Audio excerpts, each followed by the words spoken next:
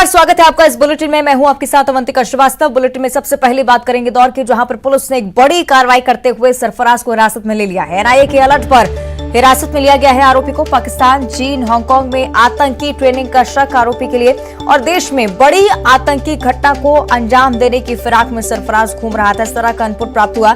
NIA ने Mumbai police को email कर इस बारे में जानकारी साझा की और उसके बाद मुंबई पुलिस ने इंदौर पुलिस को इस बारे में जानकारी दी। पासपोर्ट, आधार कार्ड और फोटो भी मेल की गई। मुंबई पुलिस ने इंदौर पुलिस को जानकारी जैसे ही दी, सरफराज मेमन इंदौर के ग्रीन पार्क कॉलोनी का रहने वाला, जिस पर आतंकी घटना को अंजाम देने का शक था। आगे चलकर एक बड़े नेटवर्क का भी खुलासा जिसकी उम्मीद की जा रही है। फिलहाल पुलिस इससे पूछताछ कर रही है। जानकारी के बाद इंदौर एटीएस ने कार्रवाई करते हुए इसे हिरासत में लिया है। एनआईए ने मुंबई और इंदौर पुलिस को अलर्ट किया था। पासपोर्ट की अगर बात की जाए, 15 बार चीन और हांगकांग जाने की एंट्री पाई गई है। एनआईए को इनपुट प्राप्त हुआ था मुंबई समेत देश के कुछ राज्यों में एक बड़ा आतंकी हमला हो सकता है और ये तार सीधे इंदौर के सरफराज से जुड़े हुए थे। तो एनआईए को जैसे ही जानकारी प्राप्त हुई, इस आरोपी को पुलिस ने हिरासत में लिया है और अब इससे पूछताछ की जा रही है। परिजनों को भी बुलाया गया है और उनसे भी जानकारी जुटाने की कोशिश। बताया जा रहा है कि आतंकी ट्रेनिंग लेकर हांगकांग, चीन और पाकिस्तान से वो भारत लौटा था। और इस बीच इस केस में एक और बड़ा अपडेट आप तक पहुंचाते हैं। सरफराज केस में जांच तेज हो चुकी है। मुंबई एटीएस, एनआईए की टीम इंदौर पहुंचने वाली है। कुछ ही देर में टीम इंदौर पहुंचेगी। एनआईए से मिले इनपुट के बाद इंदौर पुलिस की हिरासत में सरफराज मेमन, जिससे अब पूछताछ का दौर चल रहा है। मुंबई एटीएस अब इससे पूछताछ करेगी। आतंकी ट्रेनिंग के आरोप में सरफराज घिरा हुआ है और इसी सिलसिले को लेकर पूछताछ होनी है। माना जा रहा है कई बड़े खुलासे हो सकते हैं। फिलहाल इंदौर इंटेलिजेंस की टीम संदेही से पूछताछ कर रही है।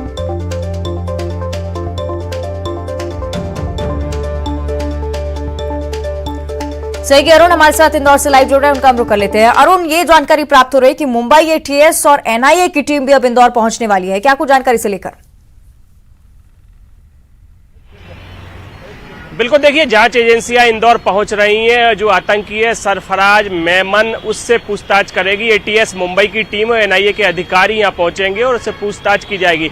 हालांकि अभी भी सरफराज को कहीं गोपनीय स्थान पर रखा गया है और बड़ी वारदात, जैसा कि बताया जा रहा है कि बड़ी वारदात के फिराक में ये था, इसलिए जांच एजेंसियों ने पुलिस को अलर्ट किया था। मुंबई पुलिस को अलर्ट किया गया था और साथ ही इंदौर पुलिस को भी अलर्ट किया गया था। क्योंकि सरफराज जो है वो कोलकाता और मुंबई में अधिकतर समय रहता था, इसलिए इन दोनों जगह की जो पुलिस है उनको सबसे पहले अलर्ट किया गया था। लेकिन जब इसकी जानकारी निकाली गई तो इंदौर का निकला, इसलिए इंदौर पुलिस को ये पूरा मामला यहाँ पर भेजा गया और सरफराज को गिरफ्तार कर लिया गया, हिरासत में लिया गया है और पुलिस उससे पूछताछ कर रही है। लेकिन जो जांच एजेंसियां हैं वो इसमें पूछताछ करेंगी, उससे कई अहम खुलासे होने की उम्मीद जताई जा रही है कि आखिरकार किन आतंकी संगठनों से इसके तार जुड़े हुए हैं। जो चीन, हांगकांग और पाकिस्तान में जब ये रहा है तो कौन कौन से आतंकी संगठन है उससे संपर्क में रहा है, क्योंकि कहा जा रहा है कि यहाँ पर इसने आतंकी ट्रेनिंग ली है। और इंदौर तो बहुत ही संवेदनशील है, मालवा का जो इलाका है वो संवेदनशील इलाका है। यहाँ पर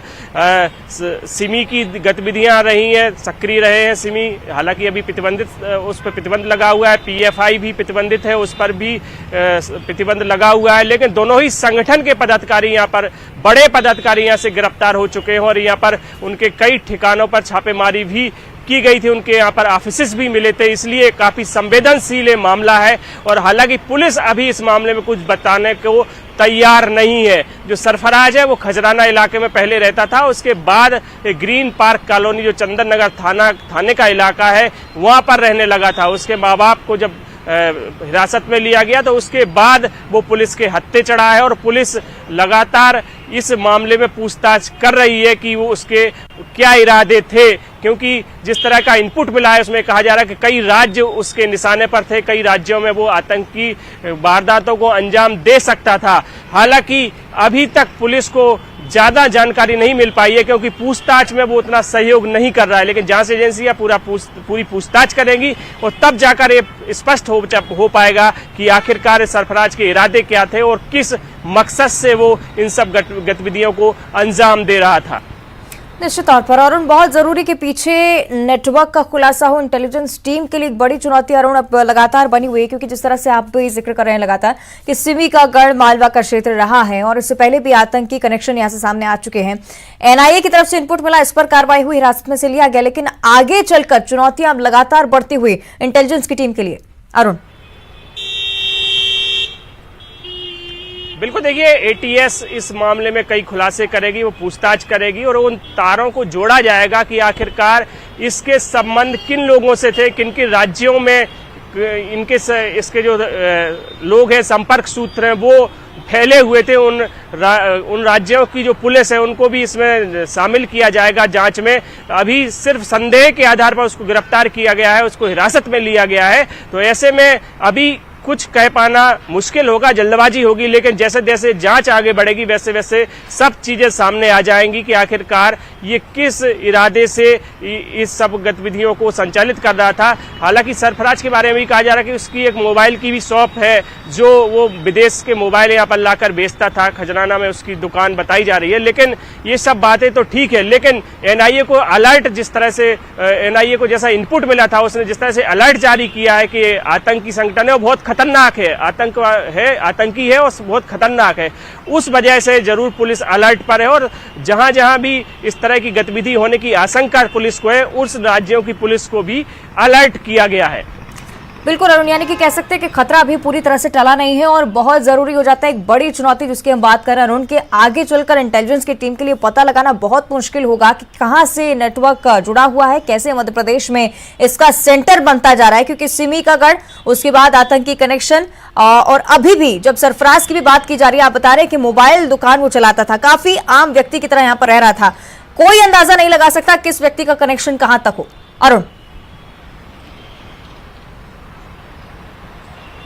बिल्कुल, देखिए एनआईए सारा खुलासा कर देगी, पूछताछ में सब चीजें सामने आ जाएंगी। ऐसा नहीं है कि बहुत कठिन हो ले, जो इस तरह इसका जो नेटवर्क है, जो इसका नेटवर्क अगर देश भर में कहीं भी फैला होगा तो उसको भी ध्वस्त किया जाएगा, क्योंकि अब चीजें सामने आ गई हैं और जो सरफराज है वो पुलिस हिरासत में है। एटीएस उससे जब पूछताछ करेगी तो सारी चीजें सामने आ जाएंगी। लेकिन सबसे बड़ा सवाल यही कि जो पाकिस्तान गया, 15 बार वो हांगकांग और चीन की यात्रा उसने की, वो पूरी एंट्री उसके पासपोर्ट में दर्ज है। इसके अलावा पाकिस्तान और चीन में उसने आतंकी ट्रेनिंग ली, तो बहुत खतरनाक वो आतंकवादी है, ये तो कहा जा सकता है। लेकिन ये वही सरफराज है, इस पर अभी संदेह है कि ऐसा तो नहीं कि कहीं ये दूसरे डॉक्यूमेंट में कोई दूसरा आदमी हो। हालांकि एनआईए ने अगर अलर्ट जारी किया है, एनआईए ने बात कही है, तो कहीं ना कहीं ये सही बात हो सकती है। लेकिन पुलिस इस पूरे मामले की अभी पूछताछ कर रही है और अभी सिर्फ संदेह के आधार पर सूत्रों के हवाले से बातें सब सामने आ रही हैं। पुलिस अभी इस मामले में कुछ बोलने को तैयार नहीं है।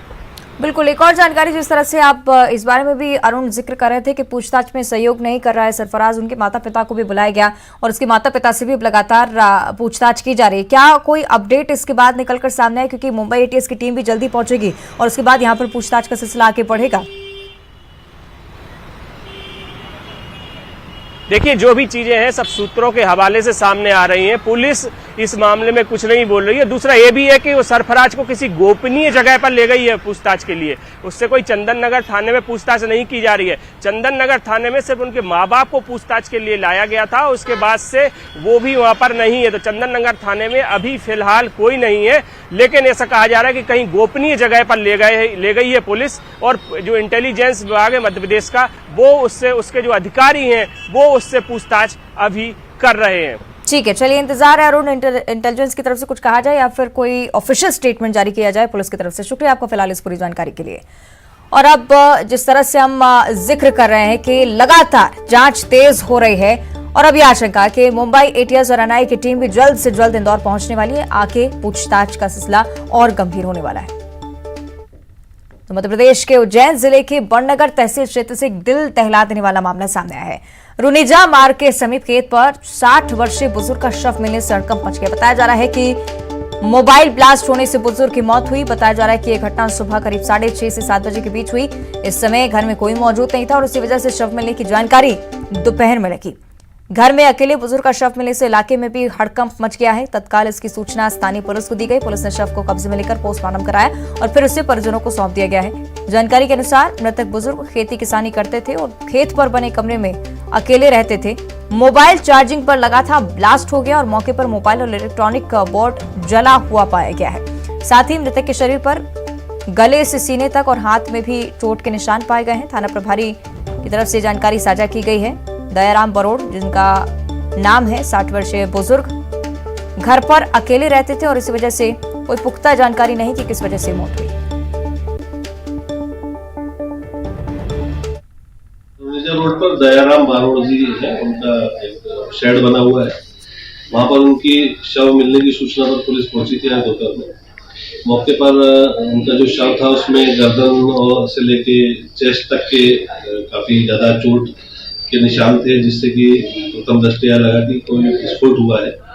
वहां घटनास्थल का निरीक्षण बारीकी से किया गया तो वहां पे मोबाइल फोन पूरा डिसमेंटल्ड मिला, पूरा उसका सारे भाग टूटे पाए गए, जिससे ये प्रथम दृष्टया प्रतीत होता है कि मोबाइल फोन में चार्जिंग पे लगा हुआ था, उस समय विस्फोट हुआ, क्योंकि जो बिजली का पॉइंट है वो भी पूरा जला हुआ पाया गया और उसी कारण से दयाराम बारोड़ जी की मृत्यु हुई। अभी पीएम आज करा दिया गया है और एफएसएल के माध्यम से जांच करके आगे निर्धारित करेंगे। तो एकदम नीचे भी सही है। अजय हमारे साथ ज्यादा जानकारी के लिए जुड़ रहे हैं। अजय, कई बार कहा जाता है कि मोबाइल बहुत ज्यादा खतरनाक हो सकता है कई बार, लेकिन लोग नहीं मानते हैं। इस घटना में क्या कुछ तथ्य सामने आए हैं, क्या कुछ पूरा घटनाक्रम रहा, कैसे बुजुर्ग की मौत हुई?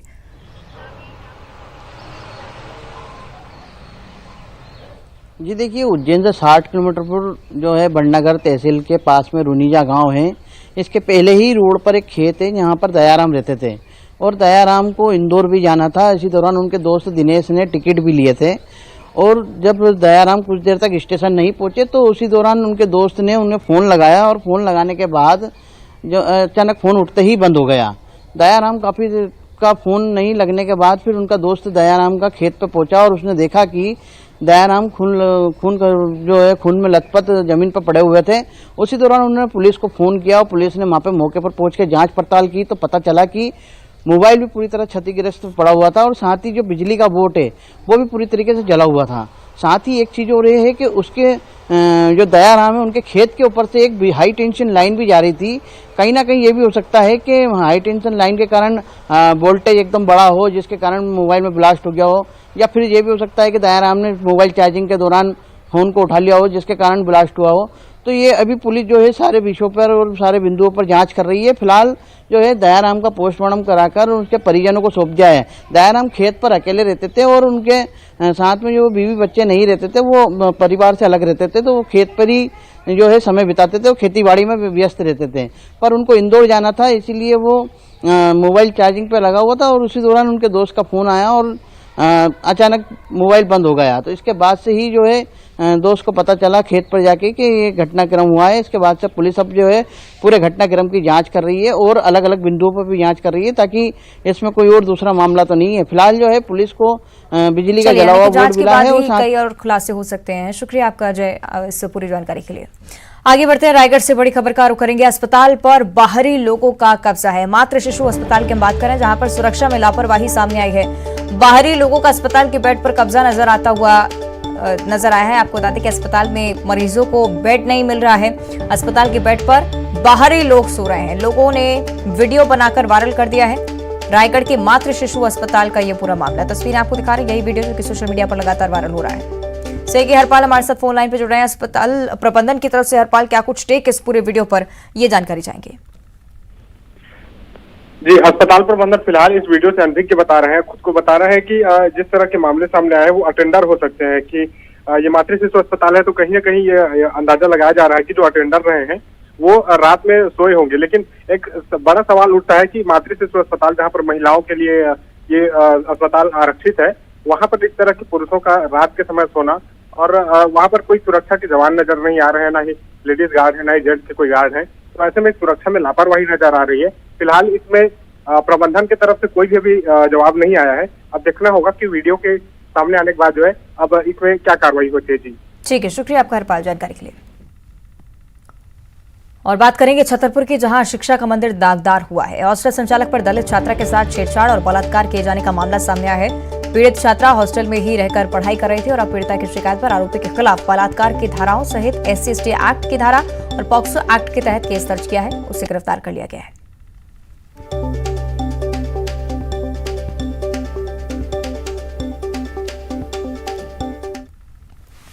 आगे बढ़ते हैं। बरसाने की होली न केवल देश बल्कि पूरी दुनिया में प्रसिद्ध है। यहाँ रंगों की होली सबसे आखिर में खेली जाती है और उससे पहले लड्डू होली और लट्ठमार होली खेली जाती है। इसी क्रम में बरसाने में रविवार को पूरे धूमधाम के साथ लड्डू होली खेली गई, जिसमें लाखों की संख्या में श्रद्धालुओं की भीड़ देखने को मिली। लट्ठमार होली से ठीक एक दिन पहले खेली जाने वाली इस लड्डू होली का ब्रिज में विशेष महत्व है। इस दिन नंदगांव के होरियारों को न्योता देकर पांडा बरसाना के प्रमुख श्रीजी मंदिर में पहुंचाया जाता है और यहां पर मंदिर में सभी गोस्वामी इकट्ठा होकर उनका स्वागत करते हैं, बधाई स्वरूप लड्डू फेंकते हैं और इस होली में शामिल होने के लिए देश के कोने कोने से भक्त बरसाना पहुंचते हैं, लड्डू होली का आनंद उठाते हैं। बहुत अच्छी, क्योंकि श्री जी पे आके वैसे या अपना जैसा लगता है और इनके साथ खेलते हैं तो ऐसा लगता है कि जैसे श्री जी हमारे साथ खेल रही है और हम श्री जी के साथ खेल रहे हैं। ऐसी होली कहीं देखी है आपने? ऐसी होली है ही नहीं कहीं पे, क्योंकि श्री जी का प्यार सबसे अलग है, जो सिर्फ बरसाने में मिलता है देखने को या फिर वृंदावन में मिलता है। यहाँ का सुरूर बिल्कुल खुद ही अलग है कि अपने आप बंदे को यही नहीं पता रहता वो किस मस्ती में रहता है, बस दिल में यही रहता है कि श्री जी है और लालचू है। ब्रज की होली की बात ही निराली होती है, क्योंकि इस होली में राधा कृष्ण का प्रेम होता है और इसीलिए इस प्रेम को पाने के लिए देश विदेश से श्रद्धालु जो है बरसाना पहुंचते हैं। कुछ श्रद्धालु हैं हमारे साथ, उनसे जानेंगे किस तरीके से आप इस होली को मनाने आते हैं, क्या खासियत है इस होली की? इस होली की खासियत में ये है क्योंकि इसमें जो रस बरस रहे और बरसाने तीनों लोक में नाई। यहाँ लड्डू की होली सबसे प्रसिद्ध फेवरेट होली है, जो लाखों वर्षों के संगत दर्शन करने और लड्डू होलने के लिए यहाँ पे खेलने के लिए आते हैं, क्योंकि ये प्यार और प्रतीक का प्रतीक है। जो रस बरस रहे और बरसाने तीनों लोक में नाई, इसलिए दो लाइनें में गा सकूँगा यहाँ पे। हो आज बीरज में होली रे रसिया, आज बीरज में होली रे रसिया, होली रे रसिया बरजोली रे रसिया, होली रे रसिया बरजोली रे रसिया, आज बीरज में होली रे रसिया, आज बीरज में होली रे रसिया। ब्रज में होली तो होती है, लेकिन इसकी खास बात क्या होती है जो आप लोगों को यहाँ पर खींच कर लाती है? हर साल आप लोग यहाँ पर आते हैं, क्या आनंद है इसमें? ये हमारे किशोर जी की खूब कृपा होती है, जो हमेशा सदियों से यहाँ पर तक लेके आती है। जो रस बरस रहे और बरसाने तीनों लोक में नहीं। किस तरीके का रस ऐसा होली में आपको मिलता है? क्यों आप यहाँ पर हर साल होली खेलने आते हैं? ये हमारे किशोर जी की खूब कृपा होती है। नंदगांव से यहाँ पे न्योता देने के लिए आती हैं और यहाँ पे लड्डू की होली की प्रसाद होती है यहाँ पे।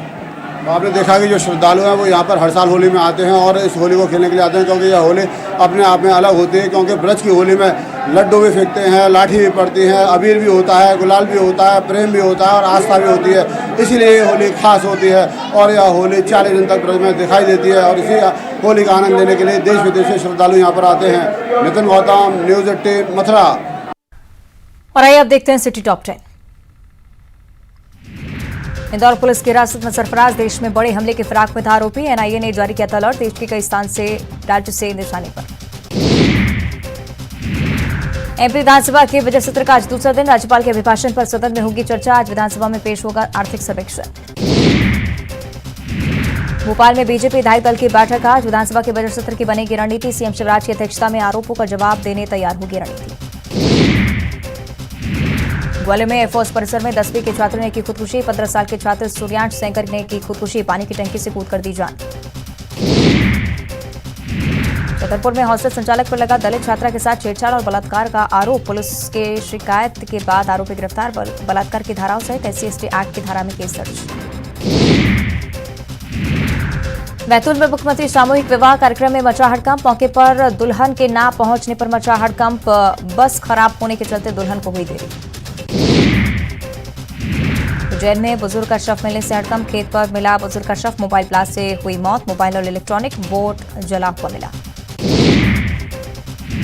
महाकालेश्वर मंदिर के विस्तारीकरण में लगे कर्मचारियों की बड़ी लापरवाही। फेस 2 में मिला एक डॉगी का जला हुआ शव। वीडियो वायरल होने पर प्रशासन ने कही कड़ी कार्रवाई की बात। रतलाम में सराफा व्यापारी से मारपीट और लूट। 1.5 लाख नकद सहित चांदी के जेवरात लूटे। 2 बाइक पर सवार होकर आए थे बदमाश। धमतरी में सीरियल किलर को एक साथ 3 बार आजीवन कारावास। अदालत ने जितेंद्र ध्रुव पर 3 बार लगाया जुर्माना। 2016 से 17 के बीच 6 लोगों की हत्या का आरोप। आज से छत्तीसगढ़ में शुरू होगा शिशु संरक्षण माह। प्रदेश में 31 मार्च तक चलेगा शिशुओं का पोषण बेहतर कराने का अभियान। 25 लाख से ज्यादा बच्चों को दी जाएगी विटामिन ए की खुराक। कल से शुरू होगा छत्तीसगढ़ का बजट सत्र। 24 मार्च तक कुल 14 बैठकें होंगी। 6 मार्च को मुख्यमंत्री भूपेश बघेल बजट करेंगे पेश। कल से शुरू होगा छत्तीसगढ़ का बजट सत्र। पेंड्रा में चोरी करते 2 चोर सीसीटीवी कैमरे में कैद। विविध सुविधा केंद्र दानीकुंडी में कर रहे थे चोरी। सुविधा केंद्र में 2 महीने में तीसरी चोरी का मामला। धमतरी में ट्रेचिंग ग्राउंड में लगी आग। शहर का कचरा इकट्ठा कर लिया जाता है ट्रेचिंग ग्राउंड में। दमकल समय रहते बुझाई आग। कई एकड़ के दायरे में फैल सकती थी आग। सूरजपुर में हाथी के कुचलने से युवक की मौत। शादी समारोह से लौट रहा था युवक। 4 लोग जान बचाकर भागे। दल से पिछड़े 2 हाथियों का आतंक। जांजगीर चांपा में पुरानी रंजिश में युवक से मारपीट और चाकूबाजी। युवक ने यातायात थाने में घुसकर बचाई जान। पुलिस ने 4 आरोपियों को किया गिरफ्तार। आरोपियों से चाकू और बेसबॉल स्टिक जब्त। आज बीजेपी करेगी भिलाई 3 स्थित सीएम हाउस का घेराव। मंगल भवन में बीजेपी की होगी सभा। पीएमएवाई योजना के साथ ही कानून व्यवस्था को लेकर घेराव। बुलेटिन में इतना ही। देखते रहिए न्यूज़ 18।